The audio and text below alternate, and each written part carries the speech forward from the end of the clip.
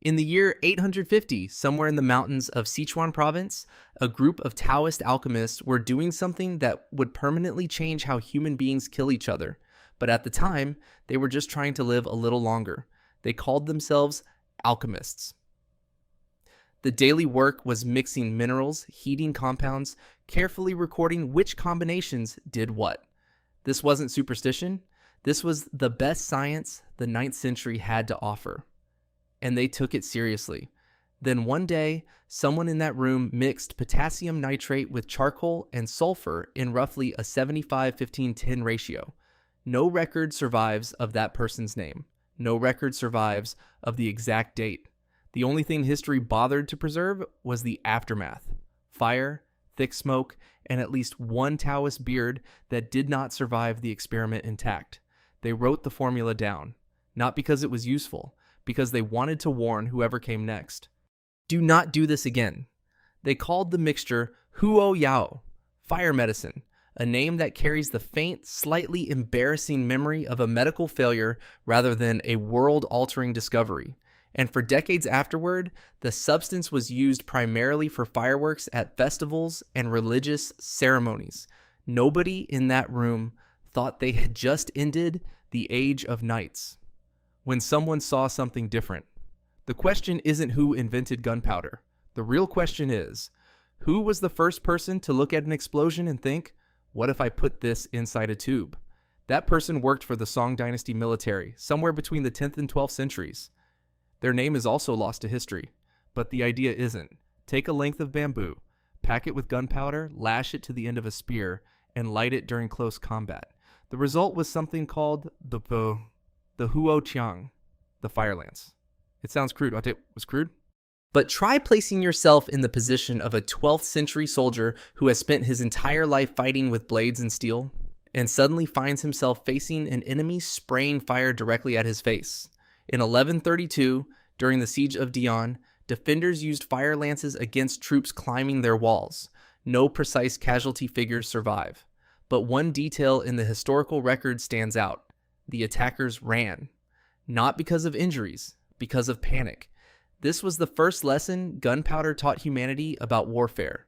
Sometimes what causes fear matters more than what causes wounds. The problem with bamboo soldiers kept using fire lances. Then someone had the idea of stuffing small pellets and pottery shards into the bamboo tube alongside the gunpowder. This looks like a minor tweak. It was actually a conceptual revolution. For the first time in history, a weapon didn't just burn an enemy, it threw objects at them from a distance. But bamboo had a problem nobody could engineer around. It was weak. The more gunpowder you packed in to increase power, the more pressure built up. And bamboo was not designed to contain pressure. It was designed to be bamboo. The result was a weapon that occasionally exploded in the hands of the person holding it, causing more damage to the soldier than to whoever was standing in front of him. The solution came from bronze casters, not military engineers, not scientists, craftsmen who spent their days making temple bells and ceremonial vessels. They realized their casting techniques could produce tubes strong enough to contain what bamboo could not. And so the hand cannon was born, not from military genius, but from someone thinking to apply bell-making techniques to the problem of keeping a weapon from destroying its own user. The Mongols and the most accidental technology transfer in history. In 1232, Mongol forces laid siege to Kaifeng. The Jin defenders inside the city used everything they had: hand cannons, gunpowder bombs, fire arrows. The Mongols had conquered enormous empires before. They had never faced anything like this. They lost that particular engagement, but they didn't leave empty-handed. The Mongols had a specific habit after every conquest. They recruited the best specialists from the losing side into their own army. Blacksmiths, engineers, physicians, astronomers all asked the same question: do you want to die or do you want to work for us? And so when the Mongol Empire expanded westward, through Central Asia, through Persia, to the doorstep of Europe, it carried with it an entire course of Chinese gunpowder engineers now working for their former enemies. No trade route could have transferred this technology faster. No diplomatic mission could have moved it more efficiently. The Mongol Empire, entirely without intending to, became the greatest weapons logistics system in the history of human conflict. Europe and the problem of needing two hands. The technology reached Europe by the late 13th century. European soldiers looked at the hand cannon and immediately identified its biggest flaw. To fire one, you needed one hand to hold the weapon, one hand to apply a burning ember to the touch hole, no hands left to aim, no hands left to defend yourself while reloading. On a chaotic battlefield, this wasn't an inconvenience. It was a way to get yourself killed. A century and a half passed, nobody solved it. Then, in the late 15th century, someone, again, name lost to history, designed the matchlock mechanism. The idea was simple enough that you'll wonder why it took 150 years. Attach a slow burning cord to a curved metal clamp. Mount the clamp on the weapon itself. Pull the trigger, and the clamp drops automatically, igniting the charge. No second hand required.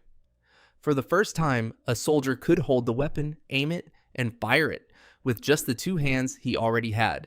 This was the moment firearms stopped being a weapon for the brave and became a weapon for anyone trained long enough to use one, the strangest loop in the history of technology. In 1543, Portuguese traders landed in Japan carrying matchlock firearms. Japanese gunsmiths looked at the design and did what Japanese craftsmen tended to do. They disassembled it, studied every component, then rebuilt it better. The resulting Tanegashima firearms were soon acknowledged by European observers as among the finest crafted guns anywhere in the world at that time. But the loop wasn't finished. China, where everything began with a singed beard in an alchemy workshop, eventually had to import an improved version of its own invention. Back from the Portuguese, to defend its northern frontier against Mongol incursions.